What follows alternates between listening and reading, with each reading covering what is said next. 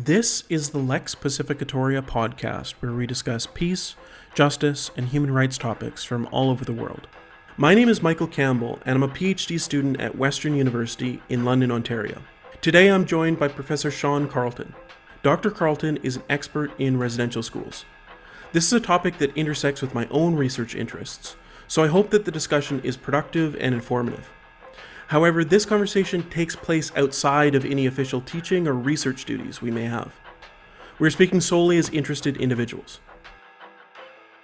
Dr. Carleton is a professor of history and Indigenous studies at the University of Manitoba. He completed his BA and MA in history at Simon Fraser University and his PhD at the Frost Centre for Canadian Studies and Indigenous Studies at Trent University. He was a visiting research scholar in the Department of Economic History at the London School of Economics and held a post-doctoral fellowship in the Departments of History and Native Studies at the University of Alberta. Dr. Carleton's comments have been featured in CBC News, The Globe and Mail, The Guardian, The Toronto Star, The Conversation, and APTN, among others. He is the author of Lessons in Legitimacy, Colonialism, Capitalism, and the Rise of State Schooling in British Columbia. I've asked Dr. Carleton to join me today to discuss a range of topics relating to residential schools, reconciliation, and denialism, as well as his story as a researcher and his recent book.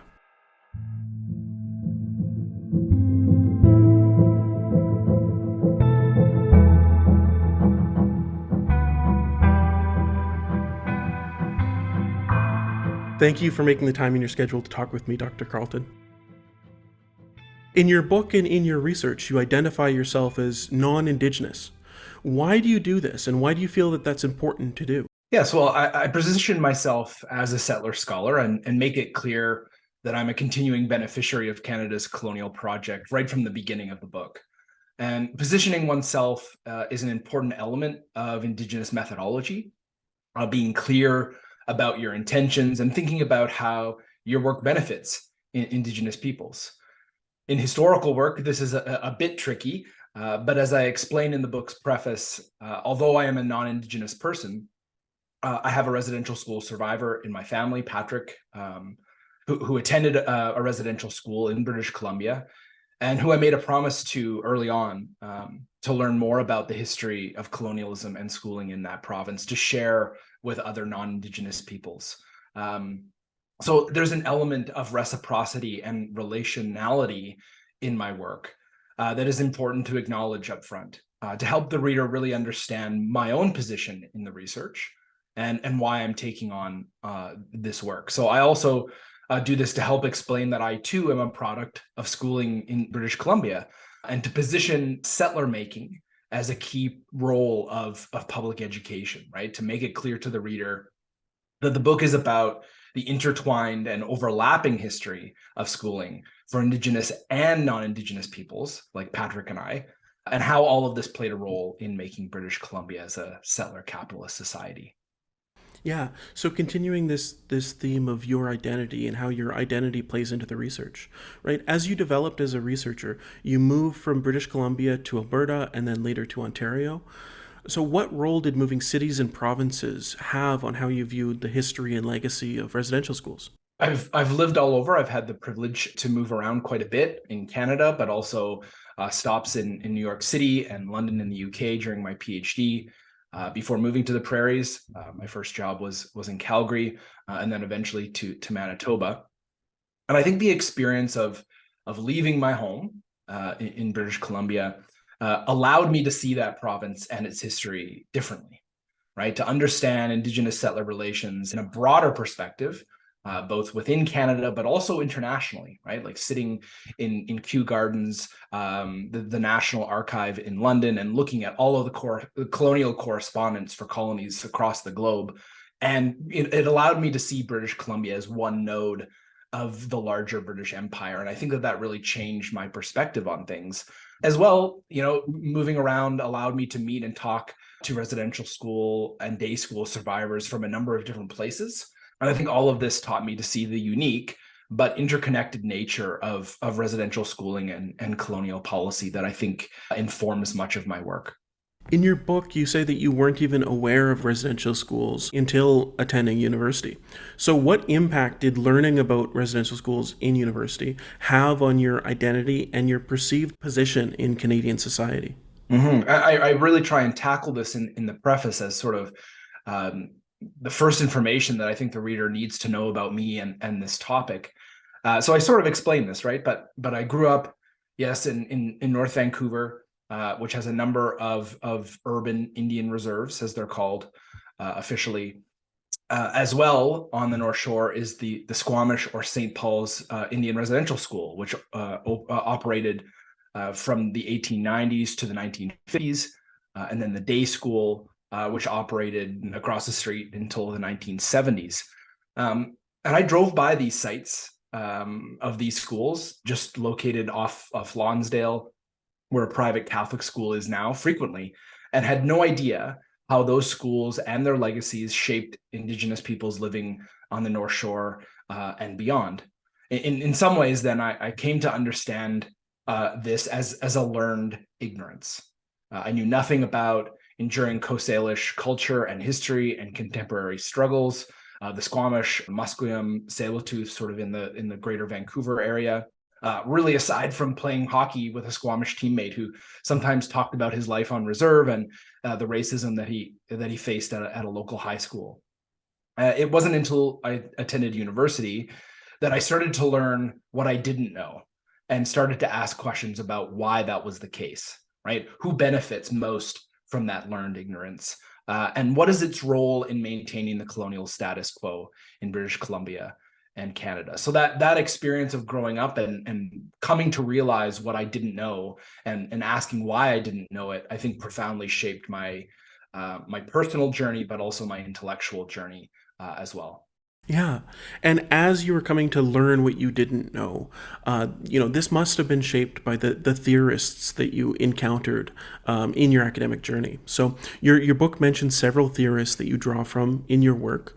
Which do you think has had the greatest impact on your life and your career as a researcher? Good question. I think the most observable influence, if I reflect on it, is probably the work of Albert Memmi. Who's an anti-colonial theorist whose famous book, The Colonizer and the Colonized, I talk about to anyone that will listen. And it is sort of where I borrow the idea that colonial societies like British Columbia, like Canada, like Australia, New Zealand, South Africa, etc., are always plagued by a crisis of legitimacy. And colonial officials use a whole host of strategies, including schooling, to try and shore up that legitimacy, to protect their power, privilege, and profit. And Albert Memmi talks a lot about these ideas. So I think the most observable influence theoretically is anti-colonial thinking, particularly the work of Albert Memmi. But I think you could also make an argument that his contemporary Frantz Fanon is of similar influence, as well as, of course, Indigenous thinkers. Everyone from Howard Adams to Gina Starblanket and Dallas Hunt and others that I'm really kind of bringing into conversation, sort of a global anti-colonial perspective with local Indigenous thinkers. Lee Maracle as another easily observable influence in the book from the beginning to the end, sort of the intro to the conclusion. I draw on those ideas a lot. So I also connect those ideas to historical scholarship in Canada on schooling.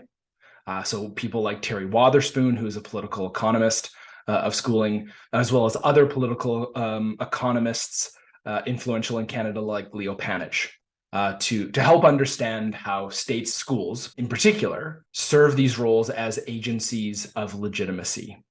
That's a political economy kind of theoretical concept. And really play a role in helping the settler state secure legitimacy and facilitate capitalist accumulation as its sort of key functions.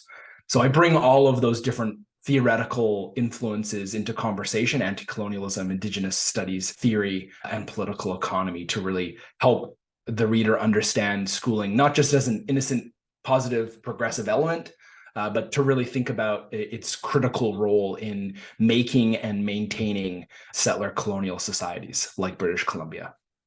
Yeah, and so when you talk about the colonial government creating legitimacy, in part through residential schools, can you kind of expand on that and make the argument that you make in your book?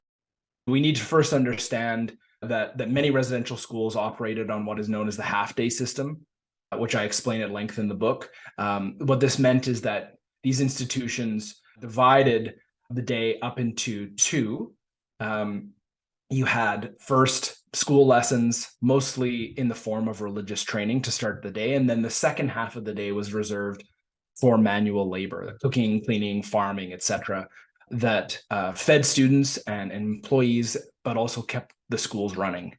So while these were schools, by definition, the education differed dramatically, for example, when compared to the curriculum of public schools in the province, where children were committed to making it through the curriculum for the majority of their day, usually ranging somewhere between either around 8 o'clock to 3 o'clock, depending on the time of year. So practically, it meant that Indigenous peoples were left behind educationally, right? Residential schools and day schools by the 1890s, a lot of people don't know this, were supposed to be following provincial public school curriculum, right? So they were equal in terms of curriculum on paper, but in reality, because of the half-day system, many children did not graduate beyond the early elementary grades. They were, in fact, schooled for inequality, as historian Jean Barman has argued, and I develop and further explain in the course of the book. And of course, that's to mention nothing of the poorly trained religious officials in residential and day schools, as opposed to public schools, or the racism, the physical, mental, and sexual abuse many endured, that taught them that Indigenous peoples were inferior and should be subservient. And these harmful lessons for young children, and the damage, of course, is lifelong. And it created a situation where that kind of schooling helped play a role in delegitimizing, destabilizing Indigenous communities. And on the other hand, the goal of public schooling, for the most part, was to build up non-Indigenous society to replace Indigenous societies and economies. So you see that state schooling, these different kinds of state schooling, actually, while we study them separately, they need to be understood as intertwined and overlapping projects of ruling by schooling and of trying to legitimize the creation of a new settler capitalist society. And I think that the book tries to help readers understand how these things are actually more related than we've been led to understand previously. And so what you're saying is that both the institution of residential schools and the education in the schools both reproduce these colonial structures. As an educator yourself, have you reflected on, are you reproducing colonial structures in the classroom? Is it possible to have education at all that doesn't have a hidden curriculum baked into it? Mm-hmm. Yeah, a challenging but important question. I think first, it's important to make a distinction, as I do in the book, and as many scholars, historians, and political economists of schooling note, that there needs to be a distinction between schooling and education. They're actually quite different. Their histories are quite different. Education, in a broad sense, has existed for as long as humans have, right? As a way of learning how to live and function in society in broad terms, right? But schooling, as we think of it now, desks and rows and curriculums, etc., is actually a more recent phenomenon. And schooling controlled centrally by governments or states is even more recent, and is very much connected, actually, in terms of its history, to the expansion of European empires and the project of training colonists and ruling the colonized, as historians such as Catherine Hall have helpfully shown in recent years. Settlers needed to learn how to become colonists, and schools were created for this purpose, as were often separate schools, usually run by Christian missionaries with some kind of state support for Indigenous people.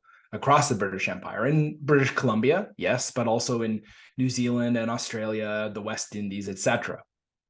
So state schooling developed into a strategy of rule, playing a key role of legitimizing new societies and training people, Indigenous and non-Indigenous, to accept it. And this project was informed by parents, but it was largely controlled and directed by governments and state officials who saw education, or schooling in particular, right? They usurped control over education and used schooling as a project of rule. And so I think that is the key kind of element, is that schooling as a state project, right? We always have to be thinking about who benefits most from that, and sort of untangle it from the possibility of what education, maybe a more democratic understanding of how society wants to reproduce itself and change itself, might be. So I think there's this tension between schooling and education, and political economists will often point out that schooling really should be understood as a site of contest, right? So as educators, we of course all have goals and objectives, and we are influenced consciously and unconsciously by the world around us. For me, I'm explicit that my goal is to help students understand the past in ways that can help them make the present and future better, to understand the roots behind social problems, to make better decisions and avoid the problems of the past. I am, of course, wrapped up in the system of state schooling. Universities have their own roles to play in the maintenance of Canada's colonial society, something I didn't have the chance to talk about in the book, which mostly focuses on sort of K-12 education or schooling. But I am still very much connected to the idea that education, learning about the past, can play a role in making the world a better place. And I get this hope from political economy scholars who see schooling as that contested site of struggle, one with oppressive but also potentially liberatory effects. So I guess in the end, I agree with Nelson Mandela that education, despite its problems and issues and struggles, can still be the most important tool to change the world. And if I didn't, I wouldn't be doing this job.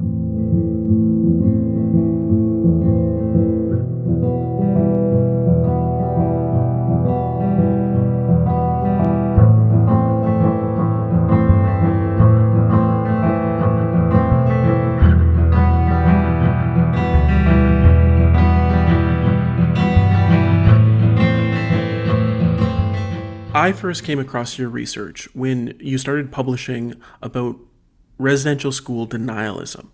So you wrote an article about a Canadian senator who claimed that residential schools weren't as harmful as society seemed to believe. You've called this person and others who share these beliefs residential school denialists. Can you explain what this term means? Sure. So Indian residential school denialism, to be clear, is not the denial that the residential school system existed, or even that it had some harms. Rather, like other kinds of denialism, for example, climate change or science denialism, it is an attempt to twist, manipulate, and misrepresent certain truths to shake public confidence in a consensus about something, to justify inaction and maintain the status quo. That quite clearly is what's going on for many right-wing pundits and retired academics, right?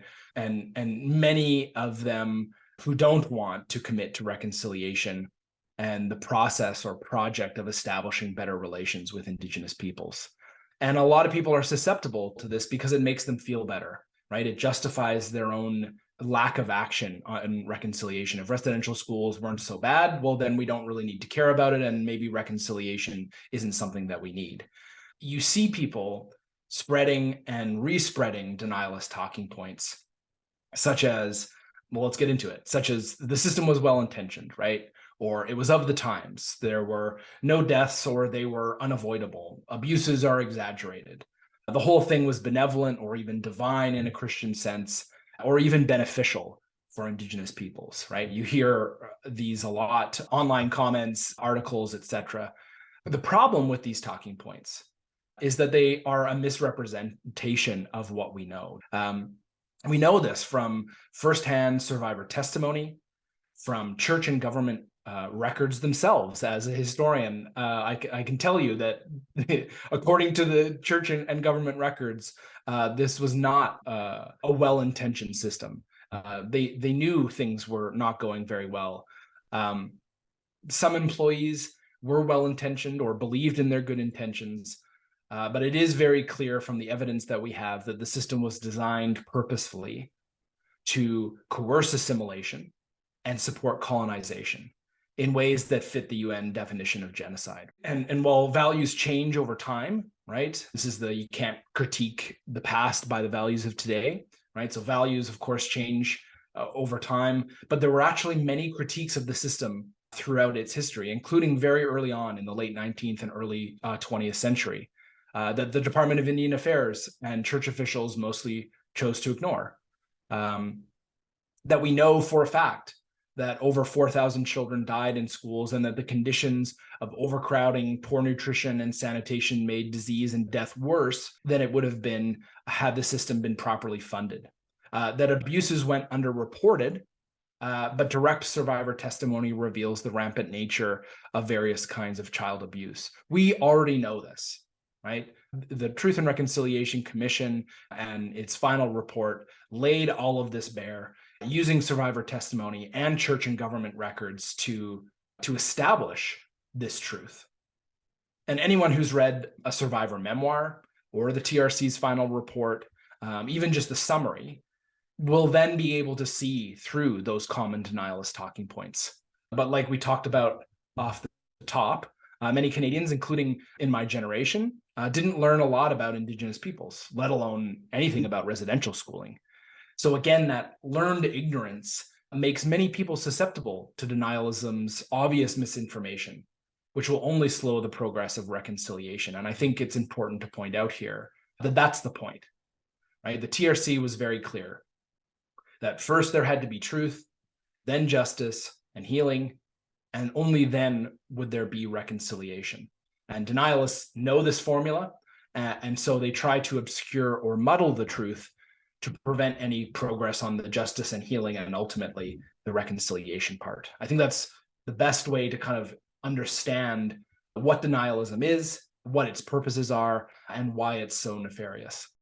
And so if we've done our reading, if we've read survivor accounts, if we've read the TRC or the TRC summary, why is it then important that we call out denialists? Should we not just support the good that comes from the TRC, that comes from these survivor accounts? Why is it particularly important to kind of call out denialists and denialism? Yeah, I mean, there's always that worry, right? That by labeling, you kind of create this us versus them narrative, right? I hear that a lot. Here's how I would respond. I would say that most of the extremist right-wing pundits that push denialism do their work because they've already internalized the us versus them perspective, seeing reconciliation with Indigenous people, the them, as a threat to the us, the settler, and their personal power, profit, and privilege. That's why they are doing what they are doing on an ongoing basis, right? And I think that naming that and educating people to not be susceptible to denialism is an important way to contain and disprove it. And stop it from spreading and hurting our chances of actually meaningfully changing Canadians' relations with Indigenous peoples for the better in this moment. So I'm always very clear that shaming and blaming is not actually the goal. It is about helping people understand why denialist talking points, right, are not just skeptical, good-hearted questions, right? There's a defensive element at play, and one that keeps Canada stuck in the colonial cul-de-sac. So I think that learning how to identify and confront denialism is actually an important responsibility for Canadians in playing their role in reconciliation. So in 2021, ground-penetrating radar located what is believed to be the gravesite of 215 children at a former residential school. Since then, many other former schools have found similar anomalies on ground-penetrating scans. This has led researchers to believe that there are additional grave sites. Skeptics have said that finding anomalies in ground-penetrating radar doesn't mean that these are the grave sites of residential school children. So to what degree is this a healthy skepticism? And when does this skepticism become residential school denial? Right. Yeah. Good question. Because I think this is sort of a newer manifestation of denialism. Okay, so let me come at it this way. This situation is very complicated and requires some precision, as I argue. So let's go back to the Kamloops announcement in 2021. If you read the press release, what it said is that after many years of consulting Indigenous survivors and doing oral history, the nation worked with technologies to perform ground-penetrating radar searches in a specific area of interest, where community knowledge had identified the potential for unmarked graves to be located. Doing these kinds of searches to complete our understanding of the deaths and potentially missing children from residential schools was recommended by the TRC in its calls to action. There was a whole volume of the Truth and Reconciliation Commission, Volume 4, that outlined what potentially could be found, the missing information, what steps needed to be taken. And Kamloops was the first to report on their preliminary findings that confirmed what many survivors had said, that potential unmarked graves could be located in an area of interest. So this layered and nuanced message got lost when media started to report on what they thought Kamloops was saying, and people tried to work their way through understanding, right? So some were saying, again, incorrectly, that mass graves had been discovered. That's not what Kamloops had announced. Or that bodies or remains had been found. Again, Kamloops was saying that ground-penetrating radar can't do that. They can only locate soil disturbances. What they were trying to say was that based on the survivor oral history that had identified this as a potential area, that there were anomalies there, confirmed what many survivors had noted, that there were potentially unmarked graves in that location. So again, the Kamloops message, there was a lot of complexity there that kind of got jumbled and confused in the rush to understand what was going on there. And that was not what the nation said. And they have subsequently emphasized that the preliminary findings only confirmed community knowledge about the potential of unmarked graves to be found in a specific area, and that the nation is now working in an ongoing way to determine more information about this particular site, including exhuming to confirm what actually these anomalies are. Some people, particularly noted right-wing pundits, who were pushing all of the denialist talking points that I mentioned just a moment ago, used all of this nuance and complexity, as well as some mistakes by journalists who are trying to understand the complexity here. People, that didn't quite understand the layers of what the search entailed and found.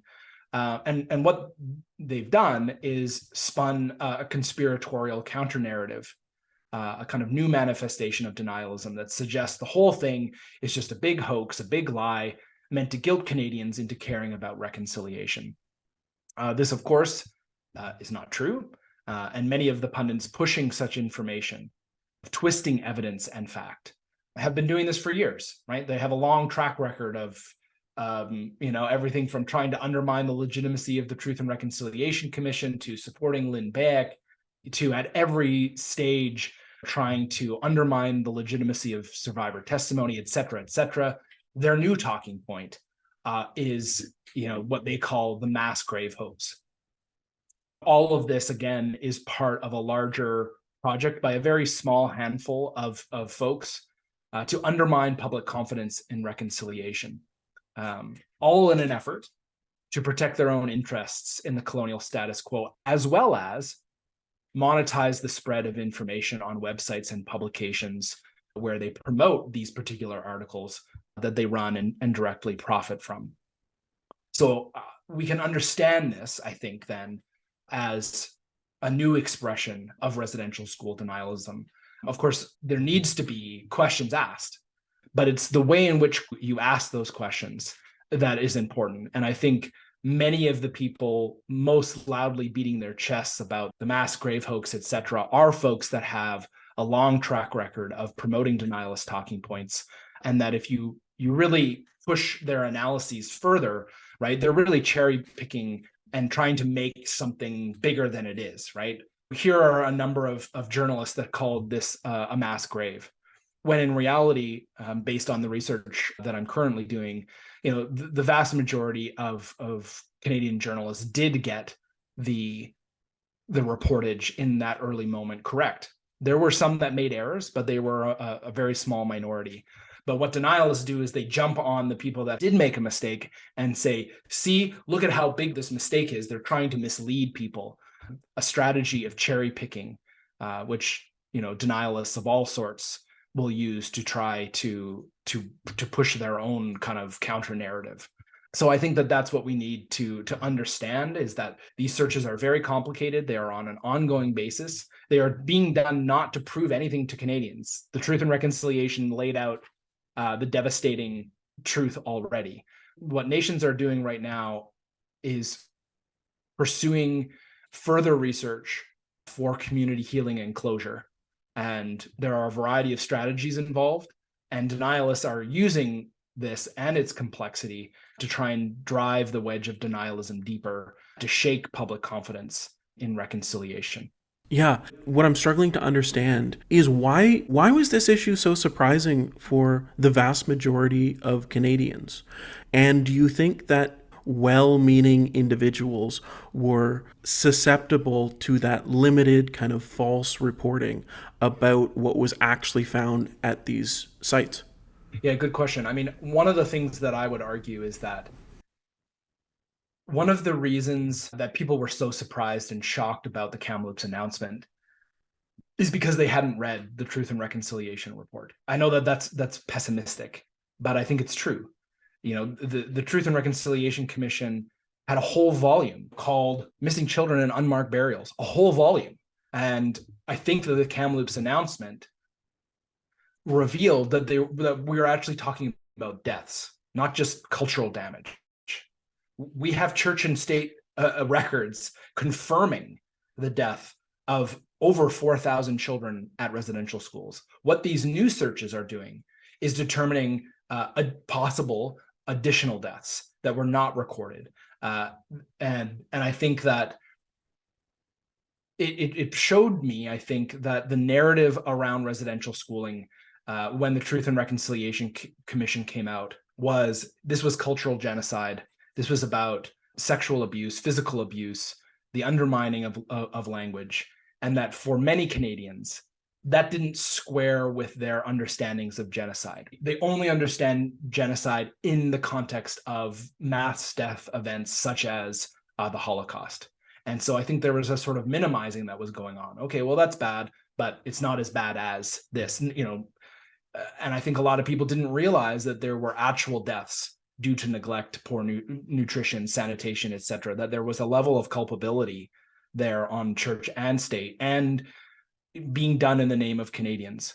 I mean, in some ways that's disappointing, because it shows that Canadians actually hadn't fully understood the truths in the TRC's final report.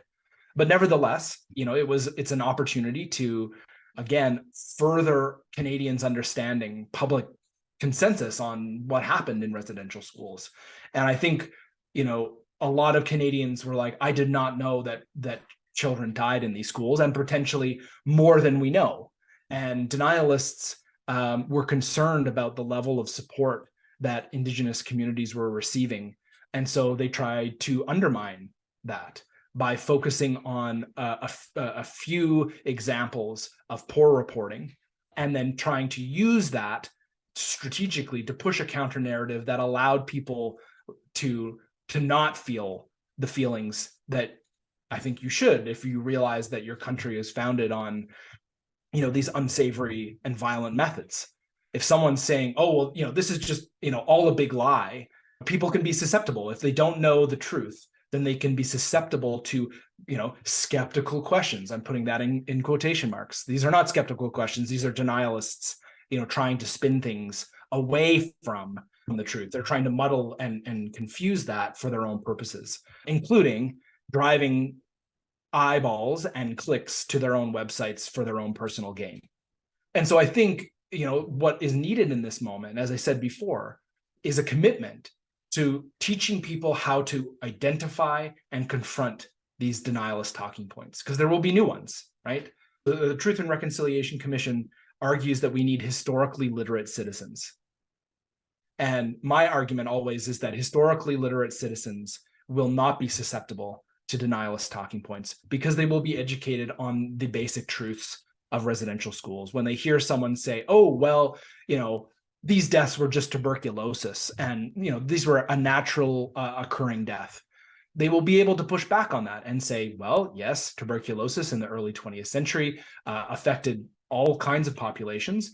But one of the things that exacerbated tuberculosis deaths was overcrowding, poor nutrition, lack of proper sanitation. And residential schools, because of their underfunding, became breeding grounds for the spread and death of Indigenous children at higher rates than others in society that were not incarcerated in residential schools, right? They will have the ability to push back on those talking points in live time, rather than, oh, I never knew that these deaths were not murders, which nobody is saying, right? So I think that is the kind of education that we really need in this moment. Historically literate citizens will be able to push back on those denialist talking points, and denialists will have less and less room to maneuver. When you talk about residential school denialism, one of the things that you bring up often is this idea of putting truth before reconciliation.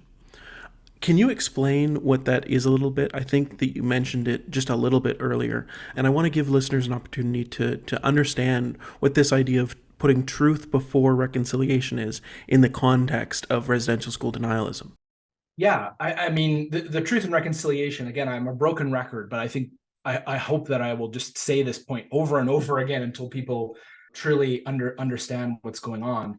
The Truth and Reconciliation Commission say this in the opening of their final report. Without truth, there can be no meaningful reconciliation. And I'm just going to read a quick passage from A Knock on the Door, which is the essential history of residential schools from the TRC. And they say on page 144, just to explain why this truth part is so important. They say, too many Canadians know little or nothing about the deep historical roots of these conflicts. This lack of historical knowledge has serious consequences for Indigenous peoples and Canada as a whole. In government circles, it makes for public policy decisions. In the public realm, it reinforces racist attitudes and fuels civic distrust between Indigenous peoples and other Canadians. History, then, they say, plays an important role in reconciliation. To build for the future, Canadians must look to and learn from the past. So I'm really building on the TRC's kind of basic formula here, that without truth, without understanding the true experiences, the damages, the ongoing legacies of these schools, Canada and Indigenous peoples are not going to get to justice and healing, actually figuring these things out, and getting to genuine reconciliation, of actually establishing new relationships in these lands. And instead, we're just going to continually get stuck in this colonial cul-de-sac. So I think that's why this emphasis on truth and precision is so important in this moment. If we miss this opportunity to understand and commit to this truth and use it to fuel our efforts at justice and peace and healing and reconciliation, we're gonna miss this opportunity to make meaningful social transformation, to live in a better society. That's exactly what denialists want, right? They don't want change because they benefit from the way that things are currently. So I think that is the struggle, the challenge in this moment. So you've spoken out about denialists trying to get into universities and give lectures. So you've called out Frances Widdowson, for example, as a residential school denialist. Can you explain some of your reasoning for what leads you to believe that she's a denialist and why you ended up supporting the University of Lethbridge in canceling her lecture? Right. Well, first, let me just correct you just slightly here. I've shown how Wittison's writings engage and promote debunked denialist talking points, and have encouraged folks to challenge such ideas as they are pushed out into the world by Francis and others. So I try not to label people as denialists because I hope that they have the opportunity to grow and change. What I try to do instead is to show the pattern of folks who are pushing denialist talking points and try and disarm and disempower those talking points. As well, I did not, in fact, support the University of Lethbridge canceling a talk by Francis Wittison. Instead, I was asked to participate in a counter event in which I gave a talk about, as I'm discussing with you now, how to identify and confront denialism with education and understanding and compassion.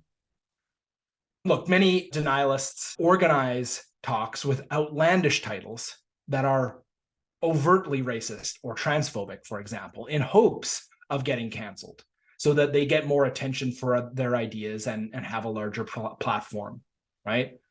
So that they can then fundraise and say I'm being persecuted, et cetera, et cetera. So I counseled folks at Lethbridge to simply out-organize. And that's exactly what happened in the end. The University of Lethbridge said she would not be allowed to give a talk on campus, and then they walked that back, which I supported. And in the end, the goal of out-organizing ended up being pretty positive and empowering as an experience for many students, faculty, and staff. It's more work, yes, but out-organizing hate and misinformation, I think, is more effective. And I'm only one voice in this conversation, and I certainly don't have all of the answers.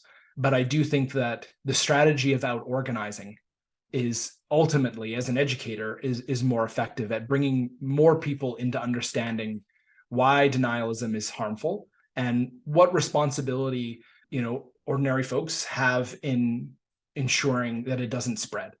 There was another incident where a member of parliament, Leah Gazan from Winnipeg, proposed a law banning residential school denial. You also spoke out against such a ban. Can you explain some of your reasoning why such a ban wouldn't be a good thing? Mm-hmm. Okay, well, I'll come at it this way. Currently, Canada has passed legislation that targets expressions of anti-Semitism in the form of Holocaust denialism as a form of genocide denial.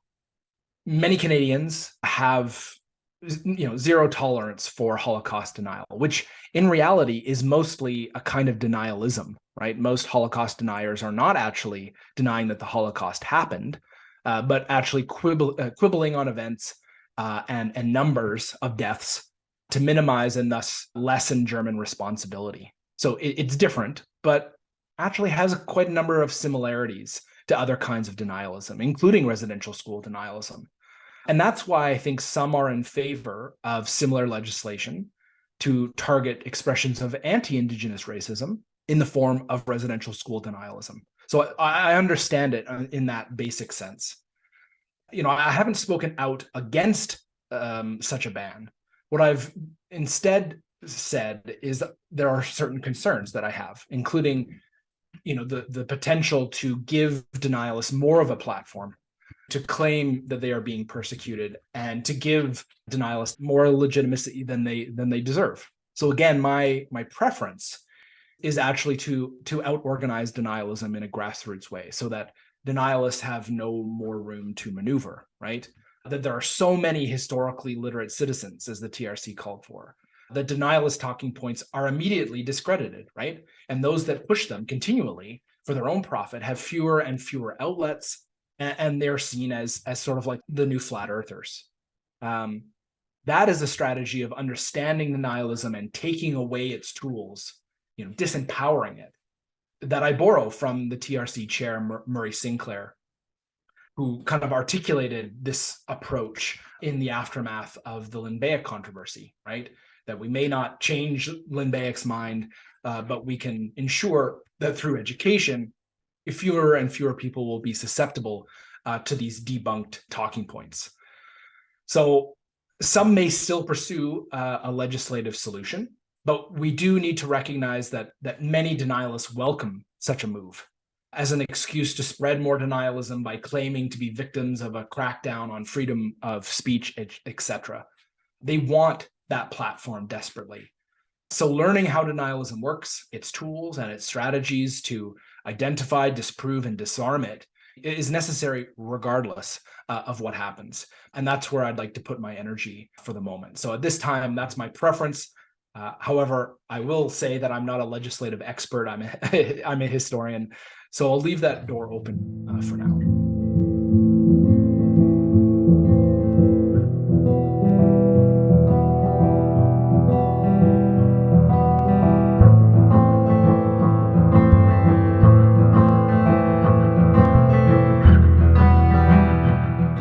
Recently, many Canadian universities have been introducing a requirement for undergraduates to take at least one Indigenous studies class, right? As someone who teaches Indigenous studies, do you support this requirement, or do you feel that there's a better way to address educating Canadians about residential schools? Well, I have complicated feelings about this, so let me outline them.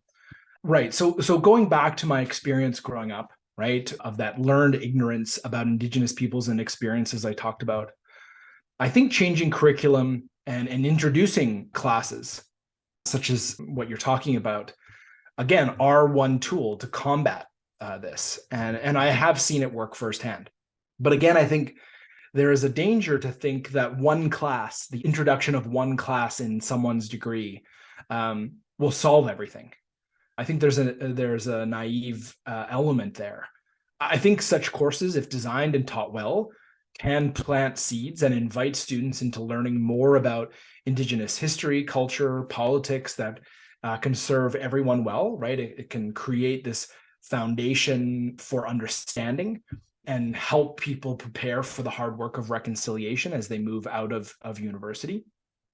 But we can't leave it at that. That's my concern. So not everyone goes to university. Not everyone takes an arts course. And so we need to find ways to ensure that more and more people have access to this awareness, this understanding, right? These important lessons. It's critical, again, if Canada is to get out of its current colonial cul-de-sac, right? Of just doing the same thing over and over again and expecting different results, which is not a recipe for success, let alone truth, healing, justice, and reconciliation. We need a different way.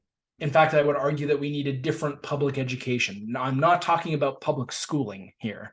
I'm talking about a broader vision for how to educate people about the past and how it informs the present and potentially impacts the future. So we need to find different ways of reaching people about these truths that can play a key role in moving us towards reconciliation, of changing relations between Canada and Indigenous peoples and between Canadians and Indigenous peoples. And that is required not just at university, but at all levels of society. So we need to think about, yes, university, yes, K-12 education, but also the other ways that people learn about the past and themselves through monuments and commemorations, through public celebrations. Like there's so much that needs to be included in this conversation, as the Truth and Reconciliation Commission outlined. I know I'm a broken record here, Michael, but as they outlined in Volume 6 of the TRC's report on reconciliation, they talked about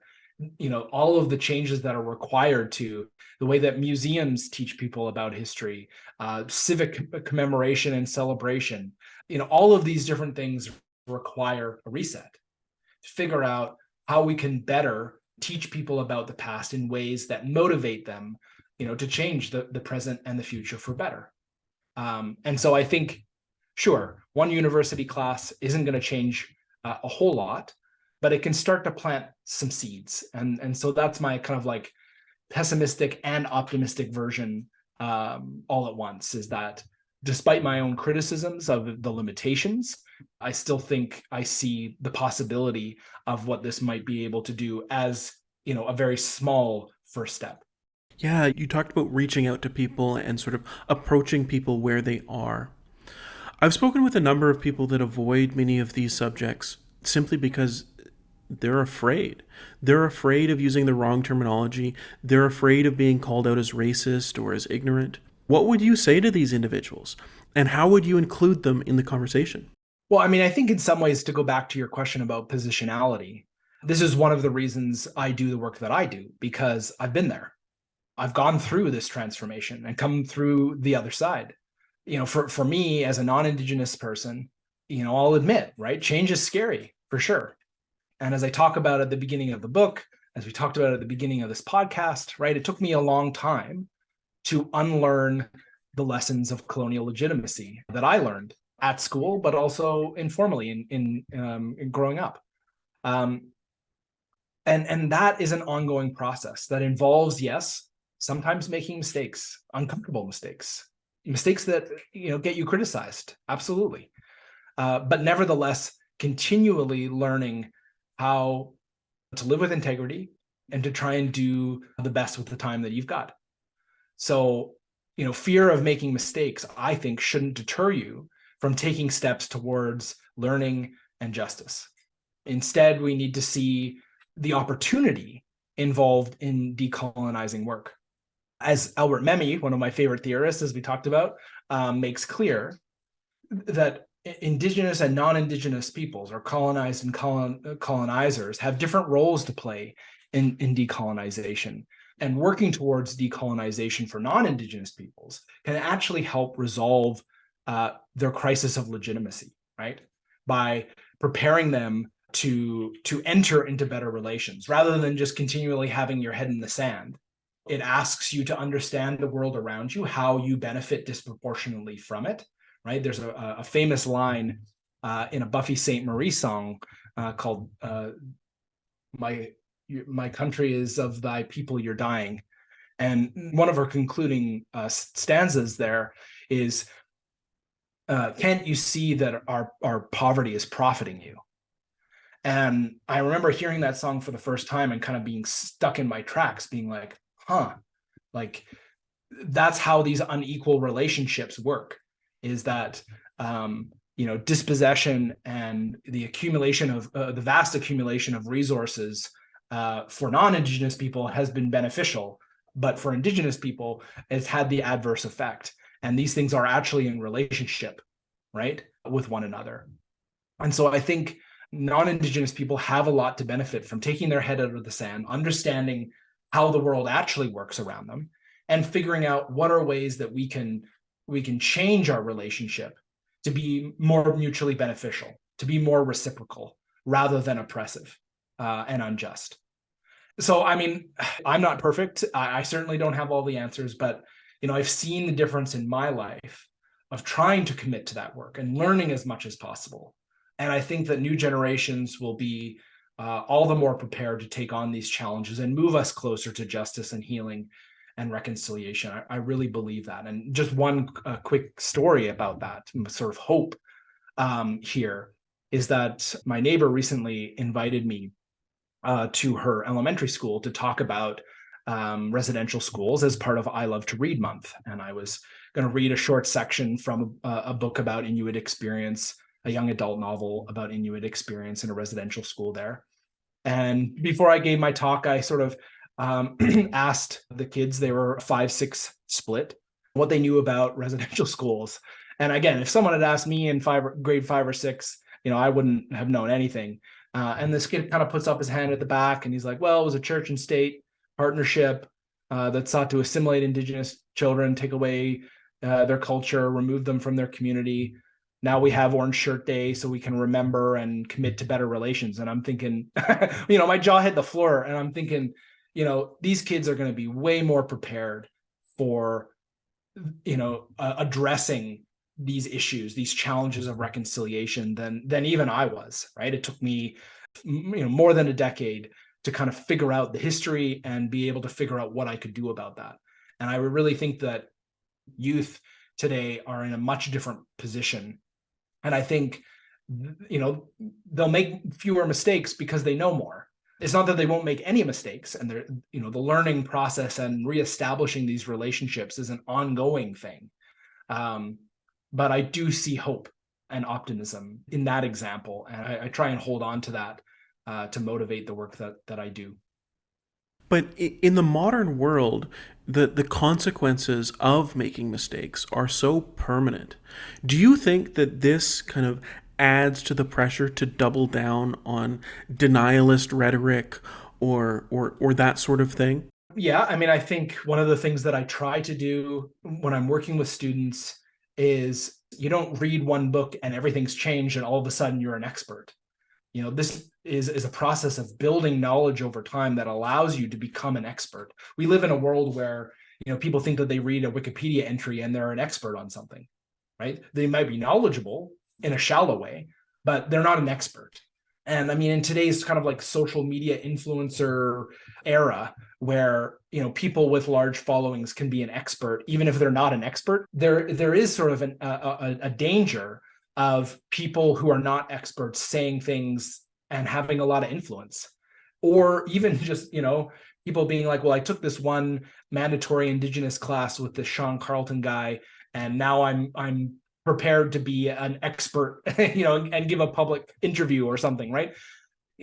That's where you get into trouble, because when people are not necessarily experts and they are weighing into things, they can still shape the public discourse in ways that are detrimental to Indigenous people and partners, but also to themselves. And so I think, for the most part, people who are promoting denialism online and they're using their real names and publishing these articles, I mean, if you look into them, they're already people who have largely been canceled in some form or fashion and have turned to right-wing extreme online publications as an income stream.